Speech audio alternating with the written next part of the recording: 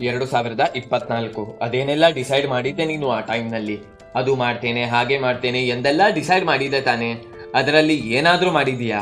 And ಇಲ್ಲ ಎಂದಿದ್ದಲ್ಲಿ ಮುಂದೆ ಹೇಳುವುದನ್ನು ಗಮನವಿಟ್ಟು ಕೇಳು. ಇಲ್ಲದಿದ್ದಲ್ಲಿ 2026 ಡಿಸೆಂಬರ್ನಲ್ಲಿ ಕಳೆದ ಒಂದು 4-5 ವರ್ಷದಿಂದ ನೀನು ಏನು ಡಿಸೈಡ್ ಮಾಡ್ತಿದ್ಯೋ ಮತ್ತೆ ಪುನಃ ಅದೇ ಡಿಸೈಡ್ ಮಾಡಬೇಕಾಗಿ ಬರುತ್ತೆ. ನಿನ್ನ ಗುರಿ ಕೇವಲ ಗುರಿಯಾಗಿಯೇ ಉಳಿಯುವಷ್ಟು ಕನಸನ್ನು ಕಾಣುತ್ತಾ ಕೂರಬೇಡ.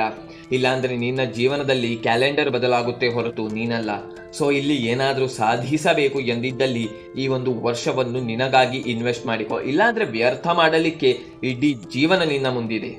ಇಲ್ಲಿ ಆಕ್ಚುಲಿ ಸಮಸ್ಯೆ ಏನು ಗೊತ್ತಾ? ಕಳೆದ ವರ್ಷ ಡಿಸೈಡ್ ಮಾಡಿದ್ದನ್ನು ಅಚೀವ್ ಮಾಡಲಿಕ್ಕೆ ಆಗದೆ ಇರುವಂತಹ ಬೇಸರ, ನೋವು ನಿನ್ನನ್ನು ಪ್ರತಿನಿತ್ಯ ಕಾಡುತ್ತೆ. ಆದರೆ ವಿಪರ್ಯಾಸ ಎಂದರೆ ಆ ಬೇಸರ, ಆ ನೋವು ಕೇವಲ ಕೆಲವೇ ಸಮಯದ ತನಕ ಮಾತ್ರ ಇರುತ್ತೆ ಆ್ಯಂಡ್ ನಂತರ ಅದು ಇರುವುದಿಲ್ಲ.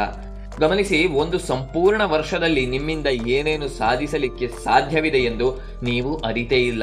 ಬಿಕಾಸ್ ಸತತ 1 ವರ್ಷದ ಹಾರ್ಡ್ ವರ್ಕ್ ನಿಮ್ಮನ್ನು ನಿಮ್ಮ ರೋಲ್ ಮಾಡೆಲ್ನ ಜಾಗಕ್ಕೆ ತಂದು ಕೂರಿಸುವಷ್ಟು ಸಾಮರ್ಥ್ಯವನ್ನು ಹೊಂದಿದೆ.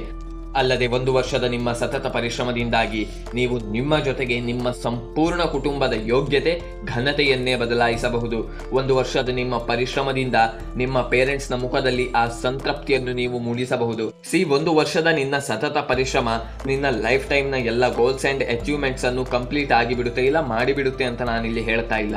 ಬಟ್ ನೀನು ಆ ಹಂತಕ್ಕೆ, ಅಲ್ಲಿಗೆ ತಲುಪಲು ಇದು ಭದ್ರ ಬುನಾದಿಯನ್ನು ಹಾಕಿ ದಾರಿಯನ್ನು 1000 ಪಟ್ಟು ಸುಗಮಗೊಳಿಸುತ್ತೆ ಎನ್ನುವುದರಲ್ಲಿ ಯಾವುದೇ ಡೌಟ್ ಇರಲಾರದು. ಆ್ಯಂಡ್ ಅಟ್ಲೀಸ್ಟ್ ಇನ್ನಾದರೂ ಬುದ್ಧಿ ಬರಲಿಲ್ಲ ಅಂದರೆ ನಿನ್ನ ಕೈಯಲ್ಲಿ ಸಾಧ್ಯವಿರುವುದನ್ನು ಎಂಟೈರ್ ಲೈಫ್ನಲ್ಲಿ ನಿನ್ನಿಂದ ಸಾಧಿಸಲಿಕ್ಕೆ ಸಾಧ್ಯವಿಲ್ಲ.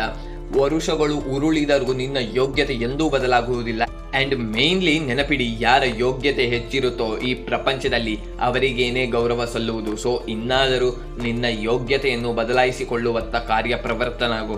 ಎಂಟೈರ್ 1 ವರ್ಷ ನಿನ್ನ ಬಳಿ ಇದೆ, ಅದನ್ನು ಉಪಯೋಗಿಸು, ನಿನ್ನನ್ನು ಉತ್ತಮವನ್ನಾಗಿಸು.